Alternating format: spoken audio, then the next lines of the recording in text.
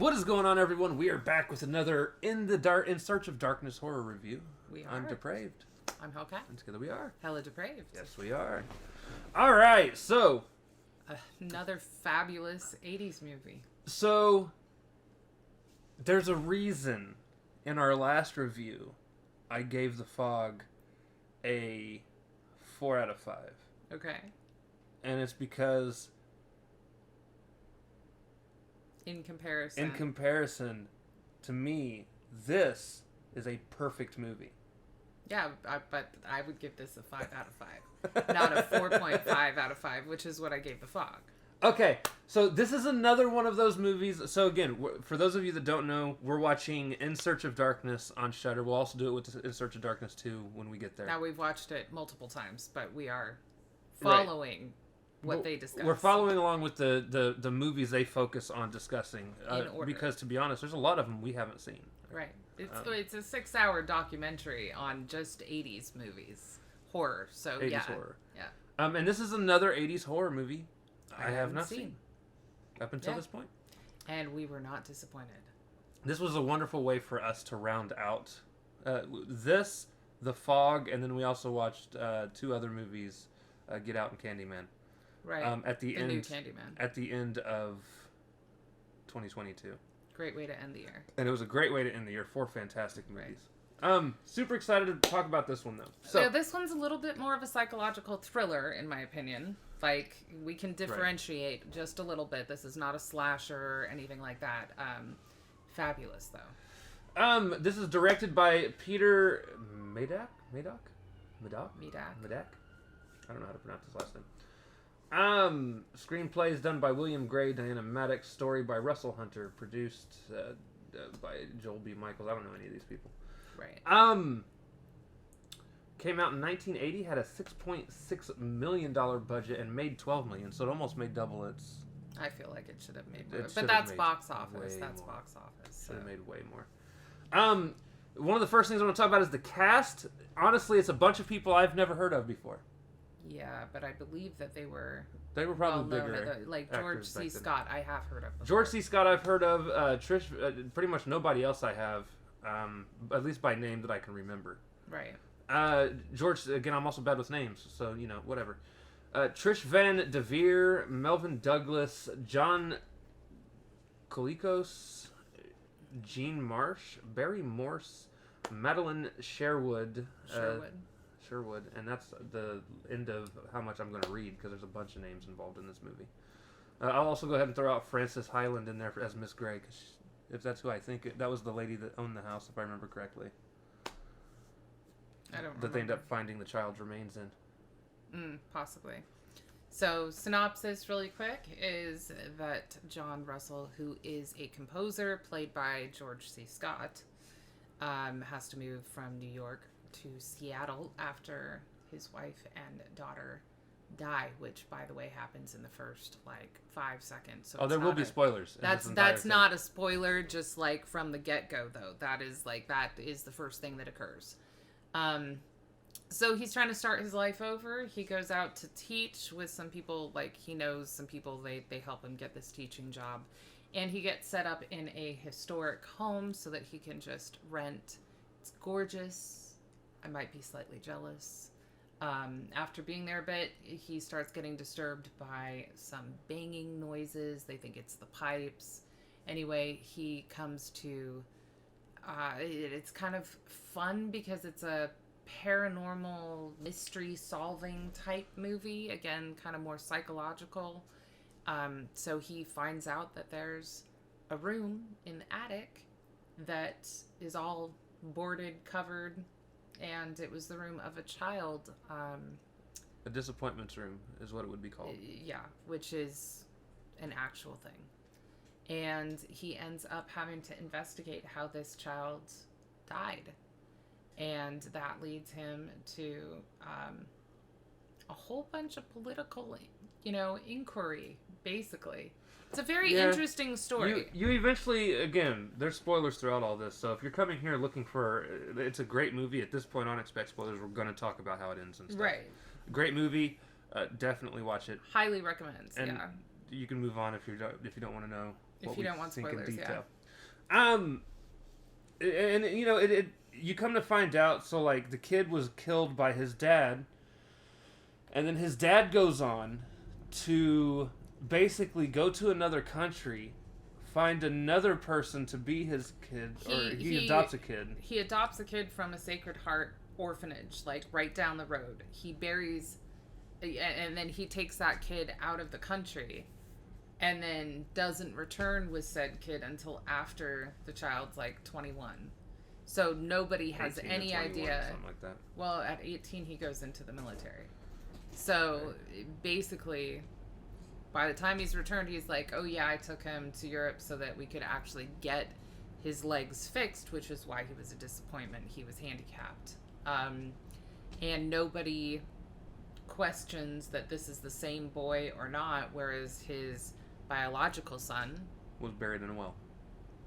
Right. On an old property, not even, obviously no gravestone, no nothing. And the whole reason behind it is because apparently the in-laws did not like his father, and everything that they left in their will, which was substantial, was left to their grandson, this handicapped child. And the father was only the custodian of the inheritance for his son, and could not access it. If the child died before he was 18, it would go to charity, and it went to the child after he turned 19, 21, something like that. So in order to get his hands on that inheritance and not lose out on all the money and everything, the father replaced him, so that it was sad. It was sad. But I was quite happy. Like, I loved seeing them bringing in a medium and the seance, and just like then going to the library and the historical records, and I liked seeing the whole discovery process of like it actually unwrapping the mystery of this home. Reminds me a lot of the investigation process. Oh, damn, that was all messed up. The investigation process of the American Ring movie, where the mom and ex-husband go around with the kid trying to find out what's going on with Samara and all that. Okay, yeah. And in terms of just like the detail they go into with the investigation, it was really nice to see that. Yeah, because he even goes to what was it? The like it was like the planner's office, so that he could see the original blueprints of the home, and the guy steps him around, showing him all these different versions of the blueprints of not only the home, but then the land that was owned where the well was. Right. And how the land was bundled up and sold, and all of a sudden the well disappears. So he knows that it was built over. So there were paranormal moments, obviously, because the ghost is reaching out, trying to get George Scott's character to recognize it and find his bones, and basically give him his moment for retribution against the imposter, which is what a changeling is. Right. A changeling is, normally the Fae would steal a human child and slip a Fae baby in place of the human baby, and that's a changeling. So he wanted to go, that the ghost wanted to go after the changeling. And you kind of feel bad for the changeling, because he doesn't know. Well, he did, though. Oh yeah, he did. See, and that's the thing, though. So they play it off like this kid was adopted when he was 6 and taken out of the country and yada yada. So you're like, okay, maybe at 6 years old, like, he really just doesn't remember, or this. That. So here's the thing, though. He didn't know. I don't think he knew that his dad had killed. Yeah. His actual biological son. But he knew he wasn't his actual biological son. He knew he was adopted. Yeah. So I still think the surprise and thinking his dad's a better person than what he is real for him. No. Yes. No. I'm gonna say yes. Like, there's absolutely 100% no way he knew that he killed his son and buried him in a well. He didn't necessarily know that, but his whole stance that his dad was... But come on now. As soon as this crap comes out, like, he thinks he's gonna get blackmailed, and he has his hands in the pockets of, like, the authority in town. So he calls on the sheriff, tells him to go out, possibly assassinate. I'm saying he thinks his dad's good. No, I'm just saying he knows he's a dick. The Changeling, as a character, is okay with blackmail, intimidation, assassination. Like, he learned it from somebody. So my guess is he knows that his dad wasn't a quote-unquote good person, but on the flip side, he didn't know that he murdered his own kid, possibly. Right. I mean, I'm also okay with murder, and I'm kidding. I'm just saying that, like, he wasn't an innocent. Like, at first you feel bad for him because you think he might be an innocent, but then his true character comes, like, front and center, even after he has been told repetitively that George Scott's character is not blackmailing him and doesn't want anything for the information that he just basically dumps on him. But, like, he still threatens to kill him and ruin him, and so on and so forth. And right. Then, you know, I don't know. I enjoyed that it was as much investigation as it was paranormal. Right. I think the only thing that you and I were a little disappointed about, I don't want to say disappointed, because again, this was like this was a perfect movie. At first, we were kind of upset that George Scott's character wasn't horrified. Like, he's annoyed by the banging. He's definitely freaked out when his deceased daughter's toys start rolling down the stairs and stuff. But it's not a quote-unquote horror movie. You know what I mean? In the, he's absolutely scared shitless context. Yeah. Right. Okay, so that's our thought of the plot. As far as the acting goes, again, for it being a movie full of people that I'd personally never known either by name or honestly I haven't seen most of them in movies before myself. It was fantastic. Yeah. I can't think of one person that did one role less than stellar. Right, that did not play the role to the T. Like, very, very well done. Very believable. Not overly done either. Right. Yeah. A huge shout out to who's the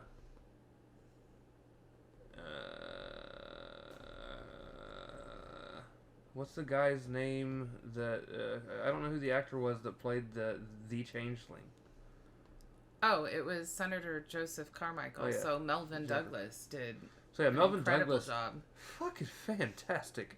Yeah. Him and George C. Scott, I feel were the two best at the roles that they did. I mean, again, they were. But that was all stellar. But like they stole the show 100%. Like, you could believe George Scott was a grieving widow. There was one part I remember specifically that you and I, what was it? Were questioning. It was when the lady freaks out and goes to run and stops and bounces up against the wall and just stares off.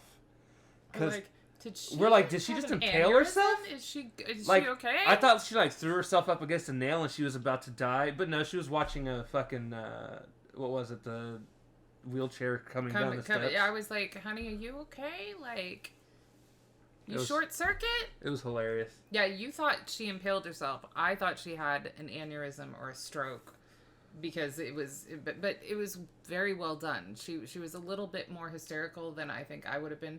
Look, if you see something coming down the stairs at you, move.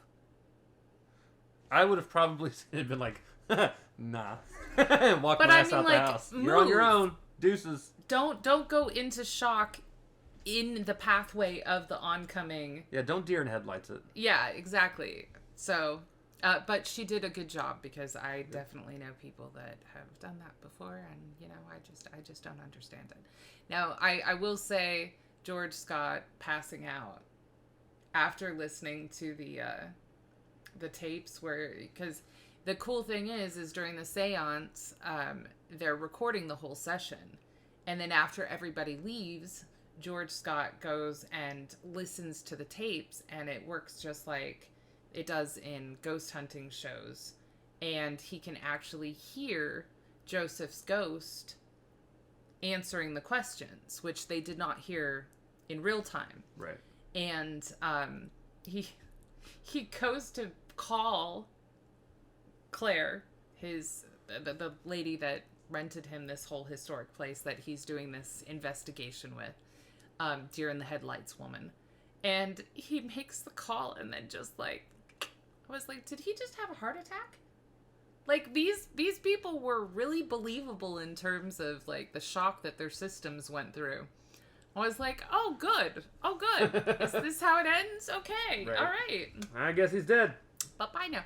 Now, the only thing I was super upset with this whole thing, which is just sort of my thing, like, I get really pissed off at any movies that have Tomb Raiders that wreck historical shit, even if it's, I know it's props, y'all. I know it.